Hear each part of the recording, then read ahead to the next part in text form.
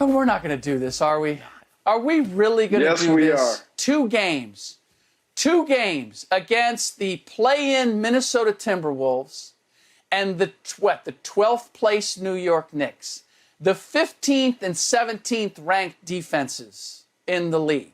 And against the Philadelphia 76ers are all excited because they traded a guy in Ben Simmons who wasn't playing for them at all for James Harden, who is now reunited with his GM and is in his happy place once again, as we've seen for short periods of time in various places.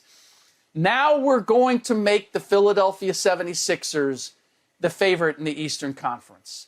When I look at even offensively, as much as they've shown, I've got the Bulls, the Bucks, the Heat, at least those three teams. Oh, and the Brooklyn Nets, all ahead of them offensively. And I've got the Cavs and the Heat ahead of them defensively. So, look, I said at the beginning of the year, the Milwaukee Bucks were my pick to repeat as champions. I'm still going to go along with that. They need to get Brook Lopez back. They need to have some size in order to get the deal done. But outside of that, I'm going to stick with my pick. But if we're going to say that anybody should be the favorite in the Eastern Conference right now, based on where they are, it would be the Miami Heat because of their ranking both defensively and offensively. The Philadelphia 76ers, after 2 games against 2 teams that they should beat with mediocre defenses, and we're now going to say, oh my God, here they go. Here they go. This is the Philadelphia 76ers. The process is finally delivering.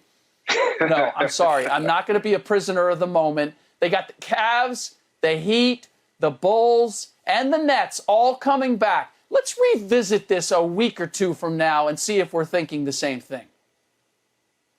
Well, I got my cuffs on, and I'm the prisoner of a moment, and I like what I see so far because I see a James Harden that is in his zone, that is happy where he is playing iso ball with the big, where all the pressure is no longer on him. And yes, I think that they are, and they will be the favorites. Why? Because we've seen James Harden thrive in the regular season. We've seen him struggle in the postseason when it was all on him. It is no longer going to all be on him. Joel Embiid will take away that pressure. He will lighten the load. He will loosen the atmosphere and the environment and make it fun and exciting, and understanding that I don't have to be this James Harden-esque. It's all about me and iso ball. I got a wingman that is one of the best in the business right now that can get it done. Now, right now as they stand, it's exciting. I am a prisoner of the moment, and I am excited about it, and I want to see them be successful. But when you're talking about the championship pedigree, the Bucks, I still like the Bucks.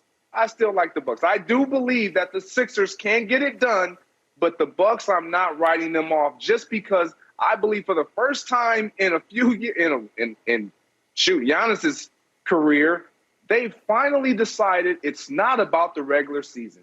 This is not a regular season race. And they are just getting through the regular season and ramping up for the postseason. Like you said, they do need size, so Lopez needs to get back out there and be healthy. But that is the team, in my opinion, to beat in the East, the Bucks. I mean, Bucks, I get it. You know, I really love this Sixers stuff, guys. I don't know if you were on social media. Hopefully not. You spend your weekends with your families. But I did see some bozos in Philadelphia posting photos of James Harden hugging Joel Embiid on the court and saying, this is the new Kobe Shaq. And I lost it. I just couldn't stop laughing. I told my kids, like, this is comical. Folks, I mean, listen, the reality is these are 2 great regular season players, right? James Harden, an iconic regular season player. All he does in the playoffs is choke, kind of like his coach, Doc Rivers, the only coach to lose 3 3-1 series in NBA history. And Joel Embiid, you know, he's never been an alpha in the playoffs. He's never been in the conference finals. Let that settle in. Hell no, the Sixers are not the favorites in the East. The gambling odds have them 3rd, and I'm with Rick. I love the Miami Heat. I hyped the Heat on this show. You guys remember back in the offseason in August, and y'all laughed at me. We're the Miami Heat first in the East. But I do want to drill down for a second, Rick. This Harden Embiid idea that they're going to just dominate and eviscerate the East, okay? Let's look at how they are as players. These are guys who are like, your turn, my turn. I'm going to go, I'm going to do my step back, I'm going to get in my bag, and I'm going to fire up some garbage, okay? And then Joel Embiid's like, okay, it's my turn to showboat and try some Hakeem Olajuwon stuff. Rick, the reality is these are two ISO players. They do not work great together. I can't wait for the honeymoon to end in the playoffs. And, Rick, I'll take it a next step. This is not even a top 5 duo in the East. When you got, like, Kyrie and KD, who played great together, Jimmy Butler, who's a great defender, and Bam Adebayo. You go on down the list, Giannis and Middleton, Brown and Tatum. All these combos work better together. And there's going to be a rude awakening for Philly fans. I know you don't have a lot of experience in the playoffs, but when you look at the postseason, it is a totally different animal. Guys, actually try on defense. And James Harden, he's seen it. They key on him, and he can't do anything. I'm just telling you, Sixers fans, a first-round exit will not be a surprise for me, especially if they have to draw Miami, Milwaukee, or maybe even Brooklyn. J-Mac, you always start out in the right direction, and then it's suddenly like, whoa, where'd he go? He just fell off the cliff. I'm right here. Jalen Brown, not a better combination than Jalen Brown and Jason Tatum. Yeah, those guys have been to the conference finals multiple times. They are great, talented players. I take them as a duo over Harden and Embiid, this duo that everybody thinks is the new Kobe Shaq. They're not. Sorry. Look, Kobe, the new Kobe Shaq is going a little too far, but you're going way too far in the other direction. Does James Harden play an ounce of them defense? As a combo. Find me the definitive James Harden playoff moment where he actually showed up in a game 5, 6, or 7. Just find me one. I'll sit here and wait. It could take a while. Well, to Greg's point, I mean, some of it has been that he hasn't always had a great running mate, not since he was in Oklahoma City and had KD and Russell Westbrook, and he was coming off the bench. Dwight Howard, Russell Westbrook, Chris Paul, not good. Okay, got it. Chris Paul got hurt. Which one of those guys are you stumping for? Like, they're all Hall of Famers, Rick. What are you talking about? He had great Hall of Fame talent, and he doesn't get along with anybody, anyone. The honeymoon lasts, and then it ends very badly for James Harden.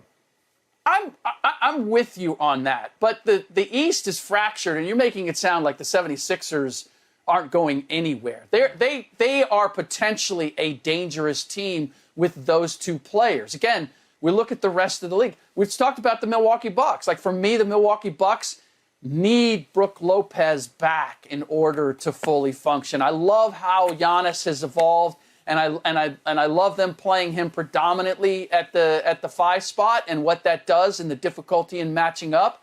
But the fact of the matter is, Joel Embiid is a handful, and you need a big body to put on him to cross him out. And with the Miami Heat, who is that big body? Bam Adebayo? He's not any bigger than Giannis when it comes to that. So, and I've seen the Miami Heat. I just saw them last year. Couldn't get out of the first round. I know that there are some paper lions on that roster. I still believe that the Bucks are the best, and I need to see the Nets with Ben Simmons before I'm going to place where the 76ers are. But you're making them sound like they got categorically, or as Greg would say, catastrophically worse than they were before they made the trade. And I wouldn't say that. They are in a honeymoon period. But those honeymoon periods with James Harden generally are not over in weeks. They last at least months, a year. So they're in that space right now. And that gives them the opportunity to do something. All is well and good. Look, until Joel Embiid loses the MVP race because James Harden has now dropped his usage rate and has caused his numbers to go down, and they don't make a deep playoff run, then I can see the honeymoon coming to an end. But right now, they're very excited that they have a guy who's actually on the court and is willing to score and shoot and distribute, unlike the guy that they moved to Brooklyn. Yeah. There you go, Rick. The excitement is going to last and propel them into at least, the very least, the end of this season. However long that ends up being, it's predicated on this level of excitement and this honeymoon period that you say is going to be over next week, Jason. Not next week. Let's be real. First round. Let's be realistic.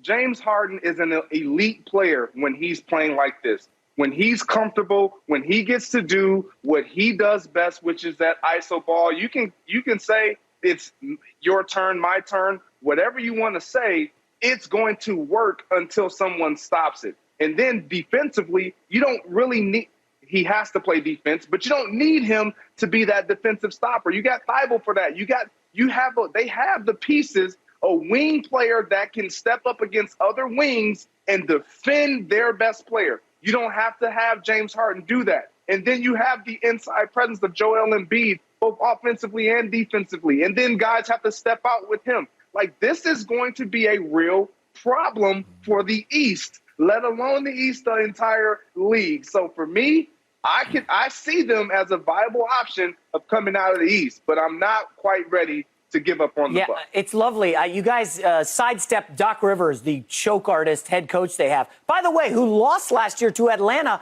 If memory serves, yes, Joel Embiid was on the court in Game 7 at home when I believe he had 8 turnovers against the Atlanta Hawks, who don't even have a great defensive guy in the middle, the way Bam Adebayo is very good defensively. So this idea that Joel Embiid is like awesome.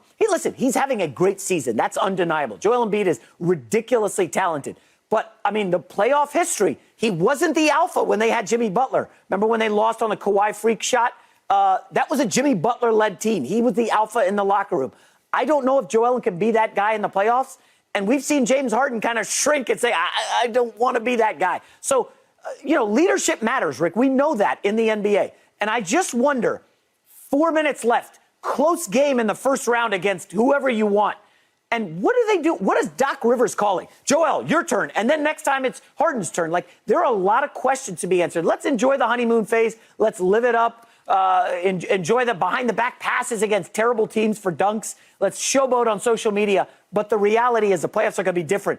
Rick, I just think it's a rude awakening coming for Eagles fans. These guys need to simmer down now. Just settle down. Eagles fans? Eagles, Sixers, whatever. Everybody in Philadelphia, chillax. Can I say that? You just did.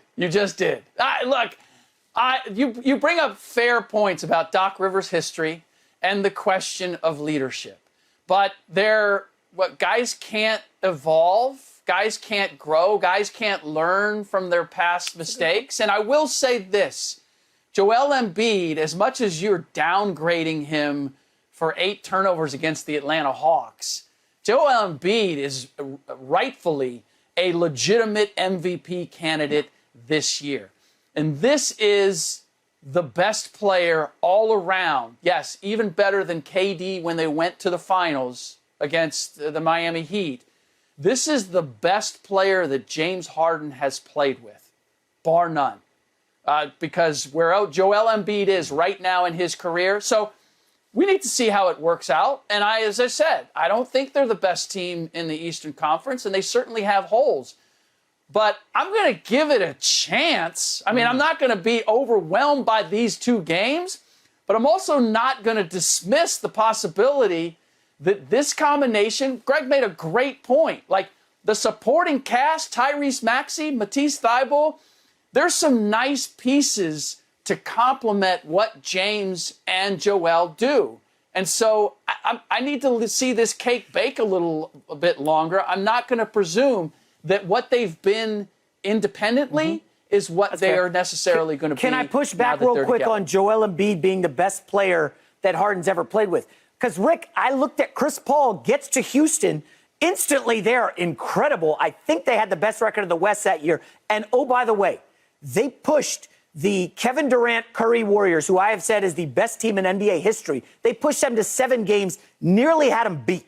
Okay? Chris Paul is really, really good and makes others better. Rick, do you really think Joel Embiid makes other players around him better? Because I'm not so sure about that. I know he's a great talent, but that's why I have Jokic and Giannis ahead of him in the MVP race. They make others better. Jokic, who's basically playing with Uber drivers in Denver because all the stars are hurt, okay? Jokic is making them better. They're top 6, I think, in the West. I haven't seen Embiid improve the players around him other than, when they lose Game 7 of the Hawks and he trashes Ben Simmons on the way out the door. Like, that's not leadership, Rick. I haven't seen it from Embiid yet. You keep talking about the past. I'm right here, right now. What Joel Embiid has done basically by himself without a Ben Simmons who was supposed to be his running mate. There were no expectations for this Philadelphia 76ers team because Joel Embiid didn't lose to the Atlanta Hawks. The Philadelphia 76ers lost to the Atlanta Hawks. And what I've seen from Joel Embiid in terms of his fitness, his conditioning, and his all-around game this year, yes, I'm comfortable in saying that he's the best player. And I have all that James Harden has ever played with, and that he has demonstrated great leadership this season in terms of what they've done. I have all the respect in the world for Chris Paul and what he was with the Houston Rockets and what he is now with the Phoenix Suns. But it's the intangibles that he brings. It's heavy on the leadership, not necessarily on the all-around game that Joel Embiid has demonstrated. And again, we're talking about right now. We're not talking about the playoffs last year. We're not talking about James Harden and what he did in Houston. We're talking about what they're capable of doing together with the Philadelphia 76ers. So I'm going to give them the opportunity to show us what they can do now that they're together. Thank you for watching. You can subscribe here to get the latest from the show, and be sure to check out more of the best clips from Undisputed, or go watch a few other segments from our other shows on FS1.